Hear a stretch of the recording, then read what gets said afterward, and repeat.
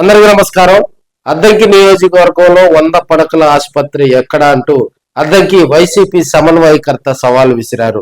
వైఎస్ఆర్సీపీ ఆధ్వర్యంలో అక్కడ పార్టీకి సంబంధించి సంస్థాగత నిర్మాణం 2024 ఎన్నికలు అయిపోయిన తర్వాత వైసీపీకి కొంత ఇబ్బందికర పరిస్థితులు వచ్చి వాటిని అధిగమించడం జరిగింది. ఈ రోజు వైసీపీ కొంత ప్రజా సమస్యల మీద పోరాడుతుంది.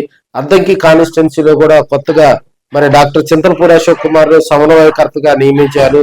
నిజంగా దమ్ము ధైర్యం అనేది ఎవరికైనా ఉంటే ముందుకొచ్చి ఆ రోజు ఏ నోటితో అయితే ల్యాండ్ టైటిలింగ్ యాక్ట్ ఉంటే గనక మీ భూములు మేము లాక్కుంటున్నాము, దీన్ని అవాయిడ్ చేయండి అని కూసిన ఏ ఒక్కడైనా ఈరోజు ముందుకొచ్చి అదే ప్రోగ్రామ్ని వాళ్ళు తిరిగి ఎందుకు చేయబోతున్నారో సమాధానం చెప్పమండి.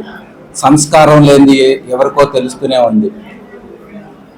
రొమ్ము పాలు తాగి రొమ్ము గుద్ది ఏ పార్టీ నుంచి అయితే గెలిచారో ఆ పార్టీని విస్మరించి వాళ్ళని నమ్మక ద్రోహం చేసి పార్టీలోంచి బయటికి వెళ్ళిపోయిన రోజు మాట్లాడటం కాదండి. నిజంగా దమ్ము ధైర్యం ఉంటే రిజైన్ చేసి, అప్పుడు పార్టీ నచ్చలేదు, నాయకుడు నచ్చలేదు అంటే రిజైన్ చేసి బయటికి వెళ్ళాలి. కానీ వీళ్ళు సంస్కారం గురించి మాట్లాడుతున్నారంటే ఎంత సిగ్గుచేటో ఒక్కసారి మీరే ఆలోచించుకోండి. క్రెడిట్ చోరీ అనేది ప్రతి ఒక్క దానిలో ఉందండి. వెంటనే అద్దంకి 100 పడకల ఆసుపత్రి తీసుకురావాల్సిందే అని. అదేవిధంగా రాబోయే రోజుల్లో వైసీపీలో యాక్టివ్ గా అద్దంకి కాన్స్టిట్యున్సీలో మరిన్ని కార్యక్రమాలు చేయాలి. ప్రజల్లో మరి ఇప్పుడు చూసాం మనం ఈ రోజు అద్దంకి కాన్స్టిట్యున్సీలో జరిగినటువంటి సమావేశానికి మరి జిల్లా అధ్యక్షులు, బాపట్ల జిల్లా అధ్యక్షుడు మేరుగు నాగార్జునతో పాటు మత్తుల బ్రహ్మానందరెడ్డి గారు, ఎమ్మెల్సీ తూమాటి మాధవరావు గారు, వీరంతా కూడా పెద్దలంతా కూడా అక్కడికి వెళ్ళి అద్దంకి సమన్వయకర్త వారందరూ ఆధ్వర్యంలో కూడా అక్కడ ఉన్నటువంటి కార్యకర్తలు, నాయకులకు కొంత దిశానిర్దేశం చేయడం జరిగింది. ఎక్కడ కూడా గ్రామాల్లో అంతకుముందు 2024 ముందు అద్దంకి నియోజకవర్గంలో ఎవరైతే యాక్టివ్ గా మరి అధికారంలో ఉన్నప్పుడు, వైసీపీ అధికారంలో ఉన్నప్పుడు ఎవరైతే యాక్టివ్ గా పనిచేశారో వారందరినీ కూడా ఒడిసిపట్టాలి, వారి సేవలను పార్టీకి వినియోగించుకోవాలి. అదేవిధంగా ఈ మధ్య కాలంలో ఫ్లెక్సీల వ్యవహారం కానీ ఇతరతర కార్యక్రమాల్లో కూడా ప్రోటోకాల్ పాటించాలని, కార్యకర్తలు ఎక్కడా కూడా ఎమోషనల్ కాకుండా ప్రజల సమస్యలు తెలుసుకొని వాటి వైపు పోరాడాలా. ఏమైనా ఇబ్బందికర పరిస్థితి వచ్చినప్పుడు కార్యకర్తలకు ఏమైనా ఇబ్బందులు కనుక వస్తే మరి అద్దంకి సమన్వయకర్తగా ఉన్నటువంటి అశోక్ కుమార్ ను సంప్రదిస్తే వారికి తగినంత న్యాయం చేస్తారు. రాబోయే రోజుల్లో ఎవరైతే పార్టీ కోసం కష్టపడి పనిచేస్తారో మరి వారందరూ కూడా ఐడి కార్డులు తదితర ఏర్పాట్లు చేస్తామని వారు తెలియజేయటం జరిగింది. అద్దంకి కాన్స్టిట్యున్సీ అంటేనే మరి ఇప్పుడు ఉన్నటువంటి పరిస్థితుల్లో చింతలపూడి అశోక్ కుమార్ ఒక యువకుడు. రాబోయే రోజుల్లో ఆయనకు ఫుల్ సపోర్ట్ గా కనుకుంటే అద్దంకి నియోజకవర్గంలో మళ్ళీ తెర మీదకి మళ్ళీ కొత్త రాజకీయం చూడొచ్చని అక్కడ ఉన్నటువంటి నేతలు చెప్పినటువంటి పరిస్థితులు మనం చూస్తూ ఉన్నాం. అద్దంకి నియోజకవర్గంలో ఉన్నటువంటి పలు మండలాల్లోని సర్పంచులు, మండల పార్టీ నాయకులు వాళ్ళందరితోటి కూడా మరి అక్కడ ఉన్నటువంటి జిల్లా అధినాయకత్వం యాక్టివ్ గా కూడా మాట్లాడటం జరిగింది. ఎక్కడా కూడా ఇప్పుడు ఉన్నటువంటి కూటమి ప్రభుత్వం పెట్టేటువంటి కేసులకు భయపడాల్సిన పని లేదని, వచ్చేది వైసీపీ ప్రభుత్వం అని వారి కార్యకర్తలకు ధైర్యం చేయటం జరిగింది. అదేవిధంగా అద్దంకిలో రాబోయే రోజుల్లో ఏ విధంగా మళ్ళీ వైసీపీని పటిష్టం చేయాలి, ఏ విధంగా గ్రామాల్లో ఉన్నటువంటి స్లీపర్ సెల్స్ తోటి అద్దంకి నియోజకవర్గంలోకి వారిని మళ్ళీ యాక్టివ్ చేయాలి. అదేవిధంగా రాబోయే రోజుల్లో అద్దంకి కాన్స్టిట్యున్సీ మెయిన్ గా కూడా అద్దంకి కాన్స్టిట్యున్సీలో ఉన్నటువంటి 5 మండలాల్లో కూడా మరి భారీగా కార్యక్రమాలతోటి వైసీపీ కొంత హైప్ కనుక వస్తే రాబోయే రోజుల్లో ప్రస్తుతం అద్దంకి కాన్స్టిట్యున్సీ కూడా ఇప్పుడు మనకు ఉమ్మడి ప్రకాశం జిల్లాలో కలిసిపోయింది. రాబోయే రోజుల్లో మరి అద్దంకిలో జరిగేటువంటి కార్యక్రమాలన్నీ కూడా మరి జిల్లా స్థాయిలో కనుక చేస్తే అక్కడ క్యాడర్ను మోటివేట్ చేసి కార్యకర్తలను బాగా గ్యాదర్ చేసి అక్కడ ఇప్పుడు కూడా కొన్ని గ్రామాల్లో గతంలో పనిచేసినటువంటి ఇన్ఛార్జీలు ఉన్నప్పటి నుంచి కూడా, ఎందుకంటే మనకు మెయిన్ గా అనిమిరెడ్డి గారు 2024 ఓటమి తర్వాత దాదాపు 1 year వరకు కూడా కాన్స్టిట్యున్సీలో అడపదడప కార్యక్రమాలకు మాత్రమే రావటం జరిగింది. సో ఈ టైంలో కొంత క్యాడర్ ఇబ్బందికర పరిస్థితులు ఎదుర్కొన్నారు. క్యాడరు మాకు మంచి లీడర్ కావాలి, ఇప్పుడు ఉన్నటువంటి అనిమిరెడ్డి సరిగా పనిచేయటం లేదని మరి అనేక విజ్ఞప్తులు అధిష్టానానికి మొరాయించుకుంటే అప్పుడు మనకి పల్నాడు జిల్లా నుంచి కూడా డాక్టర్ చింతలపూడి అశోక్ కుమార్ గారు ఒక కమ్మ సామాజిక వర్గానికి సంబంధించినటువంటి వ్యక్తి, యువకుడు. రాబోయే రోజుల్లో అద్దెకి కాన్స్టిట్యున్సీలో కూడా కమ్యూనిటీ పరంగా చూసినట్లయితే కొంత ప్లస్ అవుతుంది. యాక్టివ్ గా ఉన్నటువంటి ఒక మంచి డాక్టర్ కనుక అద్దంకి కాన్స్టిట్యున్సీలో మరి యువకుడిని కనుక పెడితే రాబోయే రోజుల్లో ఆ పార్టీని మరింత దూకుడుగా తీసుకెళ్తారని జగన్మోహన్ రెడ్డి గారి ఆలోచనలతోటి, జగన్మోహన్ రెడ్డి గారి ఆ యొక్క నిర్ణయాలకు అనుకూలంగా కూడా డాక్టర్ చింతలపూడి అశోక్ కుమార్ ఇప్పటికే అద్దంకి నియోజకవర్గంలో ప్లాన్ బి ప్రకారం వెళ్తూ ఎక్కడైతే గ్రామాల్లో ఉన్నారో, ఎక్కడైతే గ్రామాల్లో వర్గపోరు గతంలో ఉందో, గతంలో ఉన్నటువంటి ఇన్ఛార్జీలు చేసినటువంటి తప్పులను మళ్ళీ ఇప్పుడు పునరావృతం కాకుండా క్యాడర్ తోటి కూడా మోటివేట్ చేసుకుంటా ముందుకు వెళ్తున్నారని కూడా మనం తెలియజేసుకోవచ్చు. ఆయన అక్కడ లోకల్ గా ఉన్నటువంటి మంత్రి గొట్టిపాటి రవికుమార్ గారి మీద కూడా మరి అడపాదడప అవకాశం దొరికినప్పుడు మంత్రికి మీద మరి విమర్శలు చేయటం, సవాలు చేయటం కూడా కొసమేర పని చెప్పుకోవచ్చు.